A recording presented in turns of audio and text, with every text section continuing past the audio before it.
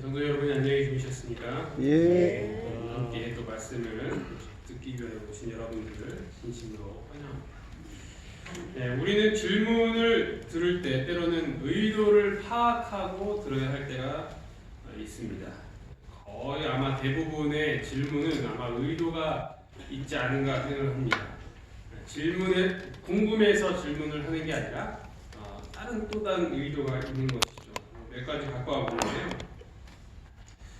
제 책상에 있는 과자 봉지, 조그만 과자 봉지를 보고 제 아들이 질문을 합니다. 이거 뭐야? 무슨 말이에요? 이게 정말 뭐냐고 묻는 거예요? 아니면 어떤 마음이 있는 거예요? 왜 아빠만 혼자 맛있는 거 먹고 그 얘기죠? 예. 과자 봉지야라고 이야기하면 허탈한 웃음을 짓습니다. 이 이야기가 아니라는 거죠. 엄마가 이렇게 질문합니다. 너 동생 왜 때렸어? 이렇게 묻습니다.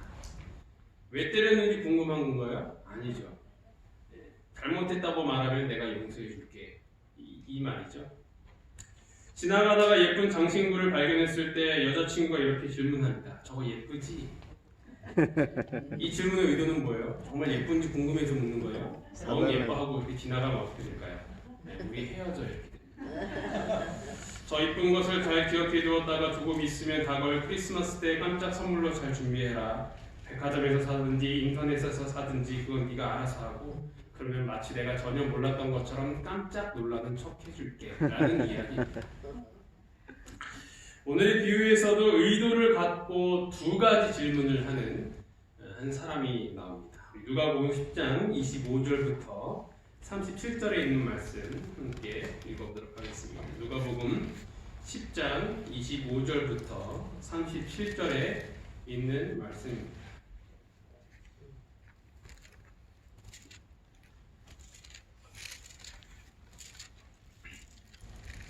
누가복음 10장 25절부터 37절에 있는 말씀 찾으셨으면 읽어보도록 하겠습니다. 시작. 어떤 율법 교사가 일어나 예수를 시험하여 이르되 선생님 내가 무엇을 하여야 영생을 얻으리이까? 예수께서 이르시되 율법에 무엇이라 기록되었으며 내가 어떻게 읽느냐? 대답하여 이르되 내 마음을 다하며 목숨을 다하며 힘을 다하며 뜻을 다하여 주 너희 하나님을 사랑하고 또한 내 이웃을 내 자신같이 사랑하라 하였나이다. 예수께서 이르시되 내 대답이 옳도다. 이를 행하라. 그러면 살리라 하시니 그 사람이 자기를 옳게 보이려고 예수께 여짜오되 그러면 내 이웃이 누구니이까? 예수께서 대답하여 이르시되 어떤 사람이 예루살렘에서 여리고로 내려가다가 강도를 만나매 강도들이 그 옷을 벗기고 때려 거의 죽은 것을 보고 버리고 갔더라.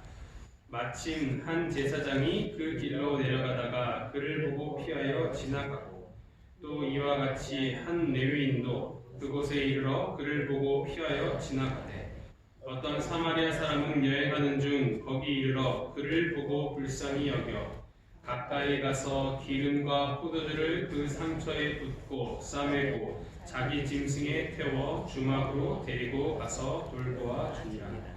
그 이튿날 그가 주막 주인에게 데나리온 둘을 내어주며 이르되 이 사람을 돌보아 주라. 비용이 더 들면 내가 돌아올 때에 갚으리라 하였으니 내 생각에는 이 세 사람 중에 누가 강도 만난 자의 이웃이 되겠느냐? 이르되 자비를 베푼 자니이다. 예수께서 이르시되 가서 너도 이와 같이 하라 하시니라. 우리가 익히 잘 알고 있는 선한 사마리아인의 비유입니다. 그런데 예수님께서 이 비유를 말씀하실 때 어떤 배경이었는지를 우리는 먼저 살펴보아야 합니다. 25절에 보면 어떤 율법 교사가 일어나 예수를 시험하여 이르되 선생님 내가 무엇을 하여야 영생을 얻으리까? 라는 질문으로 시작을 하고 있습니다. 여기에서 정말 궁금해서라기보다는 다른 의도가 있는 것이죠. 그것이 뭐예요? 예수를 시험하기 위하여서 그가 이렇게 질문을 했다라고 기록을 하고 있습니다. 바리새인들은 그리스도께서 하시는 말씀 가운데 그를 책잡을 만한 것을 찾으려고 율법사로 하여금 그러한 질문을 하게 하고 그 그분께서 하시는 대답을 열심히 들었다. 바리새인들은 예수님께서 이 율법의 권위를 무너뜨린다고 생각하였고 그것과 관련된 발언을 하게 되면 공경에 빠뜨릴 수 있을 것이다 라고 생각을 했던 것입니다. 그러나 예수님은 결코 율법을 경시하셨던 분이 아니셨습니다. 그분은 오히려 율법을 완전히 세우려 이 땅에 오셨다라고 말씀하셨습니다. 마태복음 5장 17절 18절에 보면 내가 율법이나 선지자를 폐하려 온 줄로 생각하지 말라. 폐하려 온 것이 아니요 완전하게 하려 함이라. 진실로 너희에게 이르노니 천지가 없어지기 전에는 율법의 1.1획도 결코 없어지지 아니하고 다 이루리라. 바리새인들은 그래서 예수님께서 율법을 폐할 것이라는 오해를 하였던 자들이었습니다. 이 바리새인들의 오해는 오늘날 사람들도 동일하게 갖고 있습니다. 그것은 예수님께서 십계명을 폐하셨다라는 것이죠.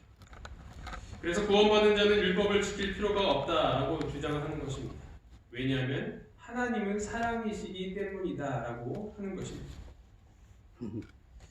십자가에서 다 이루셨기 때문에 더 이상 그 율법을 지킬 필요가 없다라는 것이죠. 그래서 율법을 지키는 자들을 가리켜 바리새인이니 율법주의자니라고 이야기를 하고 있는 것입니다. 하지만 예수님이 율법을 폐하셨다고 이야기하는 자들이 그런 오해를 하는 자들이 오히려 바리새인과 같다고 할 수 있는 것입니다. 왜냐하면 그들이 같은 오해를 하고 있기 때문이죠. 요한복음 5장 39절에서도 너희가 성경에서 영생을 얻는 줄 생각하고 성경을 연구하거니와 이 성경이 곧 내게 대하여 증언하는 것이니라 라고 기록을 하고 있습니다. 우리는 말씀 안에서 영생을 발견하고 그것을 얻을 수 있게 됩니다. 그래서 예수님께서는 이렇게 그의 대답을 이렇게 하십니다. 예수께서 이르시되 율법에 무엇이라 기록되었으며 내가 어떻게 읽느냐. 율법을 찾아보라는 것입니다. 영생을 위하여서는 네가 성경을 연구하고 상고하면 된다. 그 성경 말씀대로 살아가면 된다라고 말씀하시는 것입니다.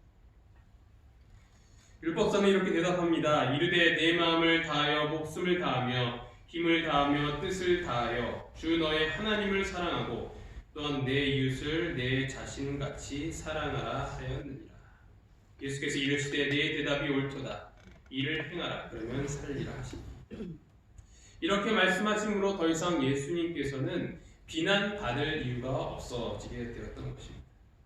왜냐하면 영생을 얻기 위해서는 율법대로 살아가라 라고 하였던 바리새인들의 그런 생각과 같은 말씀을 하셨기 때문입니다.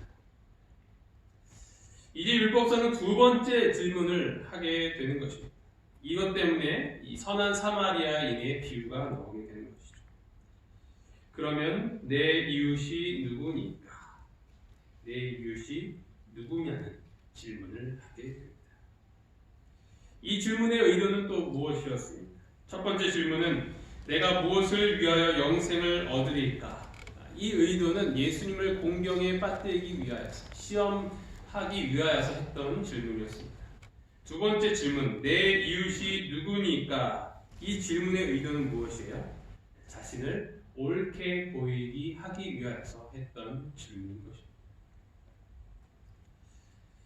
신물교훈에 보면 이렇게 기록하고 있습니다. 율법사는 자기가 처음에 4계명뿐 아니라 마지막에 6가지 계명도 다 지키지 못했음을 알았다. 이 율법사는 이미 영생을 위하여서 무엇을 해야 하는지 알고 있었어요. 그래서 예수님께서 오히려 반대로 질문을 하셨을 때 그는 정말 정답을 이야기합니다. 그는 단순히 그런 율법의 어떤 문자적인 의식적인 것을 말하는 것이 아니라 그 정신도 알고 있었다는 것이죠. 그 10계명의 정신. 하나님을 사랑하고 또 이웃을 사랑하는 것이 그 10계명의 정신이고 율법의 가장 중요한 내용이었다라는 것입니다. 그는 문자적인 율법 준수로 만족하지 않았던 참으로 율법에 대한 아주 깊은 이해를 갖고 있었던 사람인 것입니다. 여러분 혹시 부자 청년을 기억하십니까? 같은 질문을 하였던 자였습니다. 하지만 그는 이 율법사와 같은 그러한 율법의 어떤 깊은 이 생각을 하고 있지 못했던 자였습니다. 어떤 사람이 주께 와서 이르되 선생님이여 내가 무슨 선한 일을 하여야 영생을 얻으리까? 이 율법사와 같은 질문을 합니다. 부자 청년. 내가 생명에 들어가려면 계명들을 지키라. 역시 같은 대답을 하십니다. 그 청년이 이르되 이 모든 것을 내가 지키었사온데 아직도 무엇이 부족하니까? 예수께서 이르시되 내가 운전하고자 할진대 가서 내 소유를 팔아 가난한 자들에게 주라. 그 청년이 재물이 많으므로 이 말씀을 듣고 근심하며 가니라. 이 부자 청년은 문자적인 율법만 생각을 했던 것입니다. 그는 그 정신을 깨닫지 못했던 것이죠. 바로 하나님을 사랑하고 이웃을 사랑하는 것이 십계명의 가장 중요한 원칙임을 그는 생각하지 못했던 것입니다. 아무리 문자적으로 그것을 지킨다고 하여도 사랑하는 마음이 없이 그것을 했다면 아무런 소용이 없는 것이죠. 그는 자신이 갖고 있는 모든 소유를 팔아서 가난한 자들에게 나눠줄 만큼 사랑하지 못했던 자였던 것입니다. 그래서 그는 계명을 온전히 지켰다고 할 수는 없는 것이었고, 그래서 예수님께서는 너에게 한 가지 부족하다라고 말씀을 하셨던 것입니다. 하지만 오늘 이야기에서 나오는 율법사는 그 율법의 모든 정신을 알고 있었어요. 율법사는 바리새인들의 태도와 행실에 대하여 만족을 느끼지 못하고 있었다. 그는 성경의 참 뜻을 알고자 하는 진정한 욕망을 가지고 그것을 연구해 왔다. 그는 이 문제에 대하여 깊은 흥미를 가지고 진정한 마음으로 내가 무엇을 하여야 영생을 얻으리까 하고 질문했다. 율법에 어떻게 기록되었느냐고 하는 질문에 대해 그는 의식적 율례에 대해 전혀 언급하지 않았다. 여기서 말하는 의식적 율례라는 것은 문자적인 그 율법을 지키는 것을 말합니다. 그는 그러한 의문의 율법이 무슨 가치가 있다고 주장하지 않고 다만 율법과 선지자의 가르침의 기초가 되는 두 큰 원칙을 제시했다. 그 두 큰 원칙이 무엇이라고 대답한 거예요? 하나님을 사랑하고 이웃을 내 몸과 같이 사랑하는 그 두 가지 큰 원칙을 제시했던 것이죠. 그는 이 부자 청년과는 달리 또한 그것을 다 지키지 못하였다는 것을 마음 가운데 새기고 예수님께 질문을 하였던 것입니다. 그러나 그는 자신이 옳게 보이기를 원했어요. 비록 자신이 그것을 지키지는 못했지만 온전히 그 율법을 이렇게 순종하지는 못했지만 여전히 그의 마음 가운데 무엇이 있었냐면 그럼에도 불구하고 자신은 옳게 보이기를 원했다는 것입니다. 그는 그리스도의 날카로운 말씀을 듣고 깨우침을 받았으나 그는 그의 죄를 고백하는 대신에 그것을 핑계하려 했다. 그는 진리를 인정하는 대신에 오히려 계명을 지키기가 얼마나 어렵다는 것을 드러내고자 했다. 그렇게 함으로 그는 죄에 대한 자각을 묵살시키고 사람들 앞에서 자기의 입장을 변호하려 했던 것이다. 율법을 지키지 못하면 불의한 자가 되는 것이죠.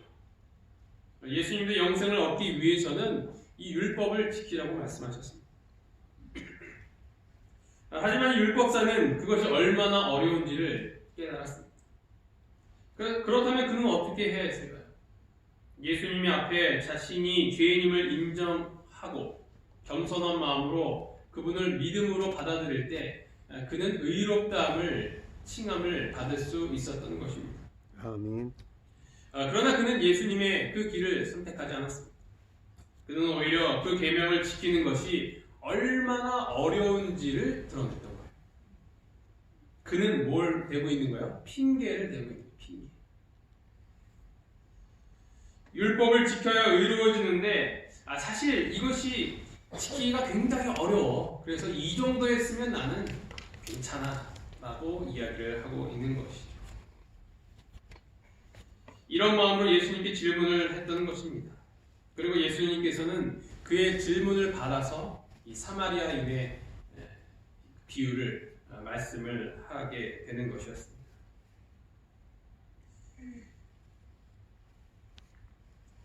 30절에 보면 어떤 사람이 예루살렘에서 여리고로 내려가다가 강도를 만나게 되었습니다.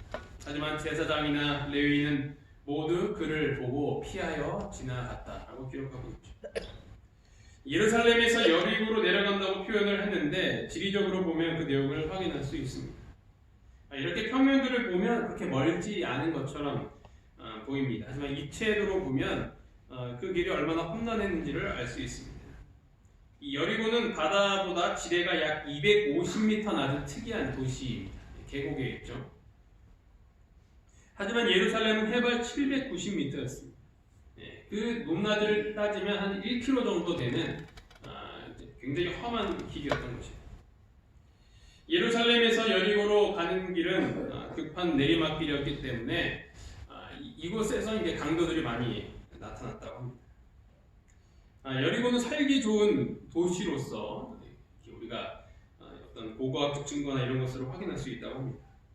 이곳에서 사람들이 많이 살았는데 예루살렘에 이제 예배하기 위해서 올라가게 되면 오랜 시간도 올라가야 되지만 그들이 재물을 갖고 올라가죠. 이 짐승을 갖고 올라가기도 하지만 또 돈도 함께 헌금을 드릴 것을 갖고 올라갑니다.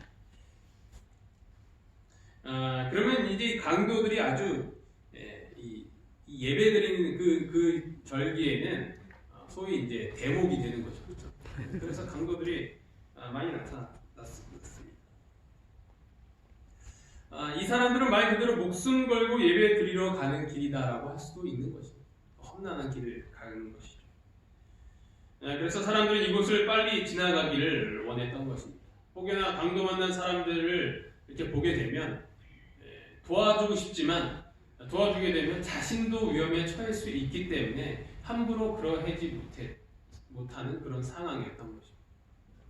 제가 어떤 도와주지 않은 사람들을 미화시키려는 의도는 없지만 과연 내가 그런 상황이면 과연 도와줄 수 있을까라는 생각을 또 해보는 것이 필요할 것입니다. 제사장과 레위 사람은 어떤 마음으로 그 강도 만난 사람을 도와주지 않았을까? 제사장과 레위 사람들은 하나님께서 친히 정하신 성전 예배에 참석했다가 돌아가는 길이었다. 그 예배에 참석하는 것이 너무나 크고 고상한 특권이었으므로 제사장과 레위 사람은 저희가 그렇게 높임을 받는 사람들이기 때문에 알지도 못하는 길가에 봉변당한 사람을 돌봐준다면 저희의 위신이 떨어질 것이라고 생각합니다. 그래야 저희는 저희 동포들에게 축복을 나누는 하나님의 대리자로서 하나님께서 그들에게 주신 이 특별한 기회를 등한히 했다. 제사장과 레위 사람들은 자신들이 무엇을 해야 하는지를 알고 있었던 사람이었습니다. 그러나 그들은 핑계대면서 그 일을 하지 않았던 것이죠. 위신을 떨어뜨리지 않는 것이 옳은 일이라고 생각을 했던 것입니다. 그들은 자신을 그렇게 변호했던 것입니다. 율법사는 스스로 옳게 여기기 위하여서 그 계명을 지키는 것이 얼마나 어려운지를 핑계를 대었습니다. 그러나 예수님께서는 그런 그에게 핑계를 대면서 옳은 일을 하지 않았던 제사장과 레위 사람의 비유를 들고 계신 것이었습니다. 우리도 이 율법사처럼 그리고 제사장과 레위인처럼 내가 마땅히 해야 할 일을 하지는 않지만 그럼에도 불구하고 옳게 여김을 받는 그런 마음을 가졌던 적은 없습니다.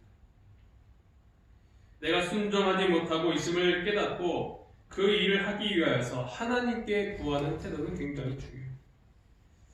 왜냐하면 스스로 의인이라 착각하며 회심할 수 있는 기회조차 차버리는 것은 스스로 멸망의 길을 선택하는 것이기 때문입니다. 아무런 희망이 없는 것이죠. 오늘 이 시간 하나님께서 우리가 무엇을 하기를 원하시는지 깨닫고 그 말씀에 핑계대지 않고 전적으로 순종할 수 있는 우리 모두가 되기를 간절히 바랍니다. 아멘. 제사장과 레위 사람은 그 강도 만난 자를 보고 지나쳐 버렸지만 이 사마리아인은 그 상처를 치료해주고 또 나귀에 태워서 주막으로 데리고 가서 돌봐줍니다.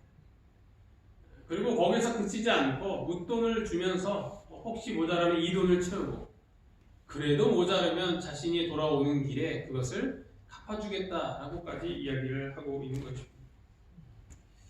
정말 천사가 따로 없는 사람이 아닌가 생각합니다. 요즘 시대였다면 정말 천사가 나타났다라고 하면서 각종 뉴스와 미디어에 도배가 되었을 거라고 생각합니다. 아멘. 제사장과 레위인은 둘 다 깊은 신앙을 가졌다고 자처했으나 사마리아인은 자기가 참으로 거듭났다는 것을 나타내 보입니다. 그 일은 제사장과 레위인에게처럼 사마리아인에게도 기분 좋은 일은 아니었다. 그러나 그는 그의 정신과 행실에 있어서 그 자신이 하나님과 일치되어 있었음을 증거해 줬다. 사마리아인에게도 기분 좋은 일은 아니었어요. 왜냐하면 조금 전에 말씀드렸듯이 그도 그 일로 인하여서 위험에 처했을 수도 있기 때문입니다. 그래서 그는 핑계대고 그냥 갔을 수 있어요. 내가 도와주고 싶은 마음 정말 굴뚝 같지만 내가 또 강도를 당하게 되면 또 잃는 돈도 많고 우리 처자식들도 있는데 큰 위험에 빠지니까 이렇게 하는 게 좋겠다라고 스스로 이제 위로하며 변호를 했을 거죠.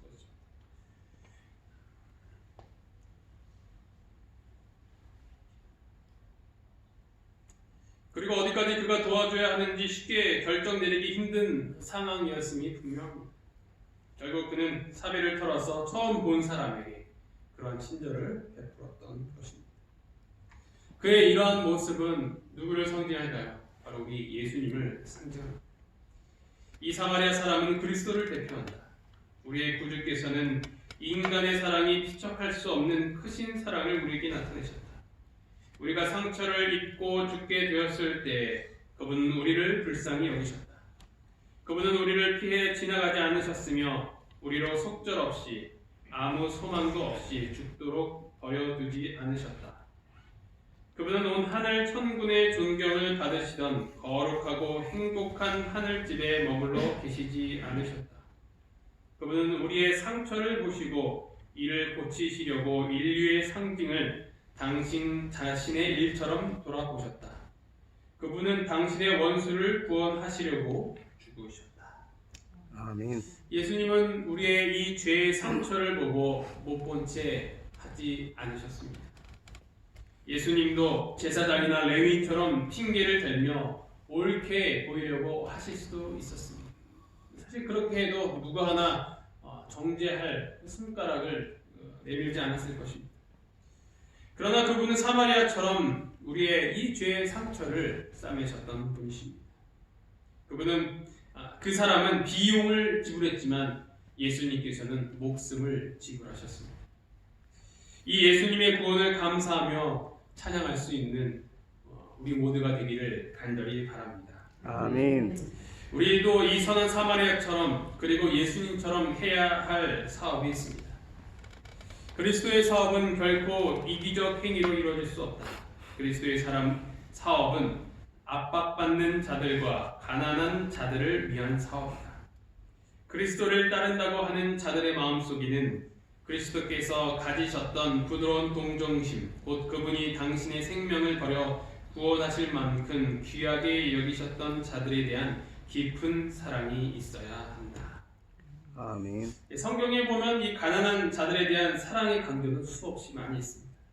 예수님께서 이 땅에 계셨을 때 가장 많이 하신 것은 무엇이었습니까?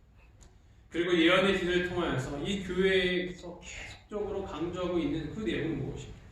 그것은 바로 영혼구원 사업을 위한 봉사인 것입니다. 그 봉사 안에는 이 구제 사업이 항상 같이 따라다니는 것을 우리가 확인할 수 있습니다. 하지만 우리는 이 율법사처럼 그리고 제사장과 레위인처럼 우리가 구제 사업에 전력을 하지 않는 것에 대한 핑계를 댈 때가 있습니다.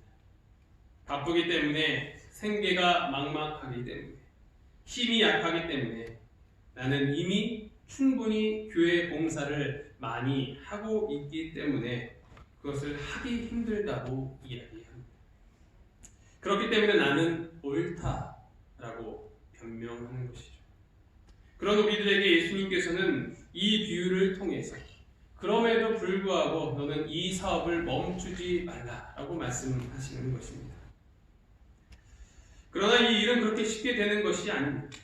율법사가 알고 있었던 것처럼 우리 마음 가운데는 무엇이 있어야 되냐면 그 하나님의 사랑이 있어야 합니다. 아멘.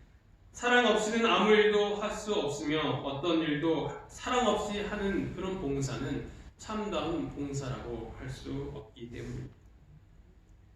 사랑은 경건의 기초이다. 사람이 말로는 아무리 공언한다 할지라도 자기 형제들에 대해 이기심 없는 사랑을 갖지 않는다면 그 사랑은 하나님께 대한 순진한 사랑을 가질 수 없다.